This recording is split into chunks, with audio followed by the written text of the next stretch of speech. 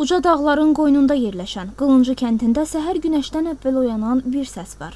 Bu, illərlə susan torpağın yenidən nəfəs aldığını xəbər verən bal arılarının vızıltısıdır.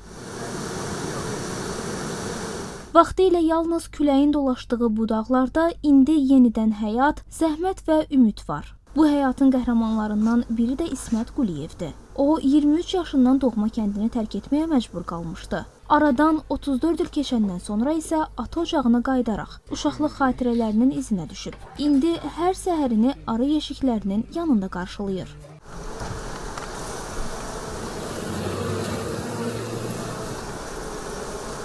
...2021-dən biz gəlirik bura, o vaxtdan da elə arı gətiririk bura. Burada arıçılıq üçün çox gözəl şərait var.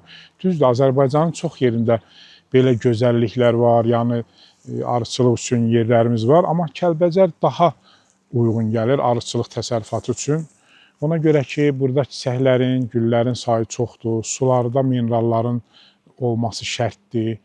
Onların hər biri yəni bu arıçılıq təsərrüfatı üçün üstündür. Biz demək olar ki, mən bir 100-150 yeşiyə qədər mənim arım var burada.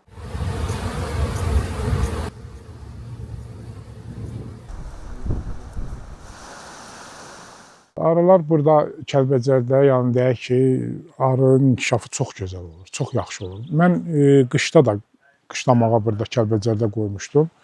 Yaza çox gözəl çıxdılar, yaxşı çıxdılar, təmiz çıxdılar. Xəstəliyə də qarşı indi Allah'a şükür hər bir dərmanlar da var, çıxıbdır. Amma hal-hazırda biz onu vermirik, ona görə ki, bal dövrüdür.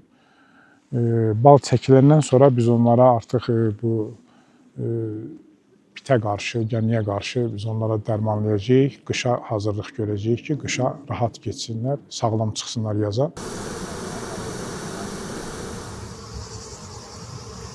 Burada göstərim sizə. Hələ ki, yuvaların üstü sıvamayıb, amma balla doludur. Bu deməli, bunlar artıq baldır. Bunların çəkilməsinə hardasa yenə bir 15-20 gün vaxtı var. Belə bir ailədən 30 kilo, 35 kilo məhsul gözləyirik. Həyətdə isə başqa bir həyat davam edir. Axşam süfrəsi üçün paxla yığan Gülüstan Quliyeva bizi təbəssümlə qarşılayır. Vaxtilə bu evə gəlin gələn Gülüstan xanım illər sonra yenidən doğma həyətində torpaqla nəfəs alır. Uzun illərdən sonra yenə çox şükürlər olsun Allahımıza gəlib əkirik, becəririk.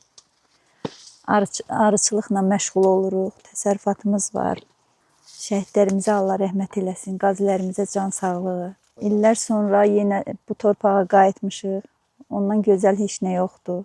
Gün batdıqca Kəlbəcərin zirvələri qızılı rəngə boyanır. Gün boyu çiçəklərdən çiçəyə uçan arılar yuvalarına qayıdır. Həyətdə görülən işlər tamamlanır. Quliyevlər ailəsi isə zəhmətlə keçən daha bir günün ardından sabahın ümidinə köklənir. Sabah günəş yenidən budaqların arxasından doğacaq. Arılar yenə pətəklərindən çıxacaq. Qılıncı kəndində isə həyat yenə eyni səslə bal arılarının vızıltısı ilə başlayacaq.